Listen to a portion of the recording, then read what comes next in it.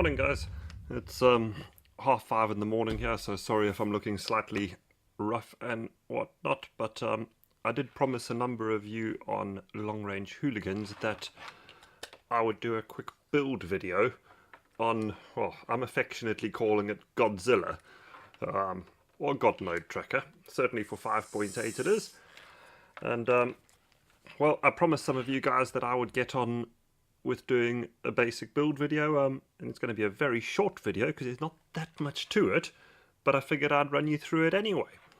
Now, essentially the guts of this tracker is an Arkbird tracker, which you have at the bottom here. I'm just going to disconnect my docking module from the front so you can see what I've done here.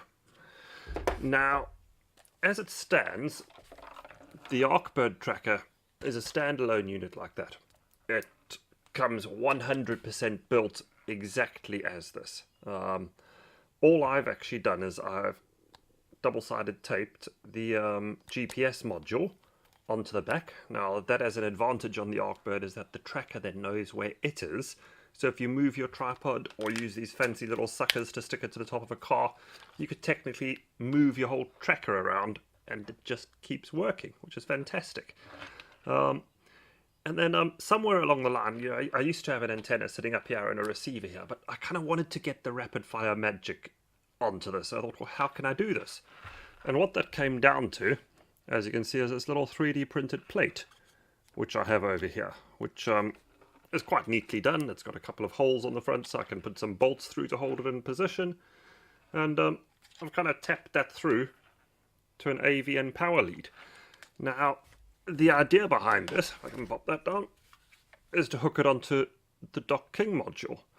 Now, the docking module, you'll notice I've got this little cover over here. This is something I designed, crikey, it must be 6-7 months back when docking first came out, which basically is kind of a docking to rapid fire mount.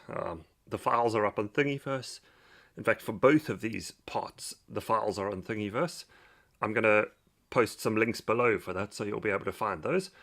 But essentially I've used the same cover, a docking module, a little DVR, and fused it to the front of the tracker. Now, there is a little gotcha on this. By default, the docking underneath this piece of plastic has 6 magnets, and they are very powerful. And the problem with magnets and trackers is that tracker has a magnetometer in it, and if you leave those magnets in the docking, it just ain't gonna work.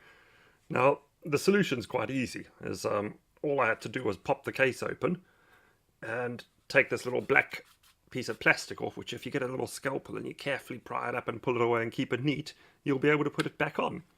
And then internally, there's just a simple black part which holds those 6 magnets. You pop that out, just a couple more screws underneath this plastic, get the magnets out, pop it all back together, and you're good to go. Now, the great thing about doing it like this is that the docking, as you can see, is still completely self-contained. I'm not stuck using it on the tracker. Although in this case I'll probably always leave it there. It's neither here nor there.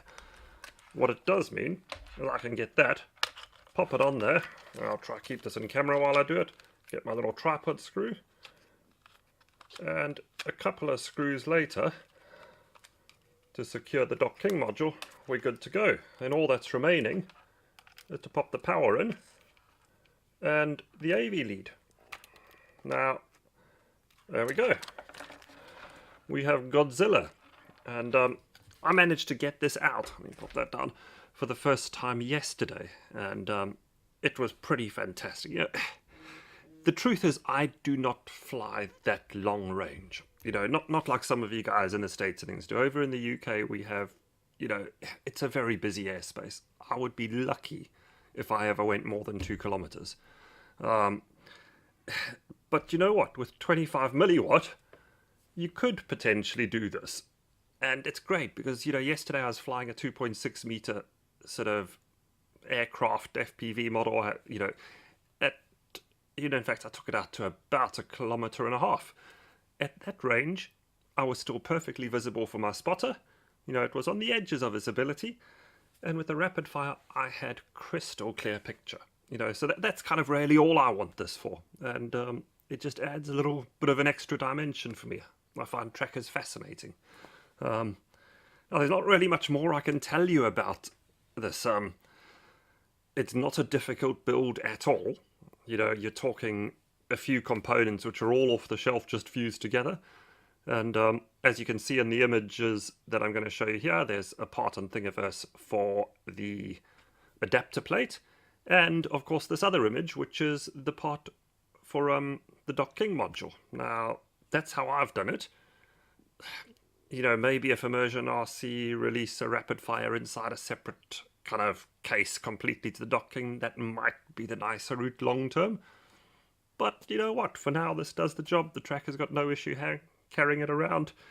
The antenna combination I've chosen is neither here nor there. I happen to have just used a circular wireless antenna because I had one in the box from going back 4 or 5 years back.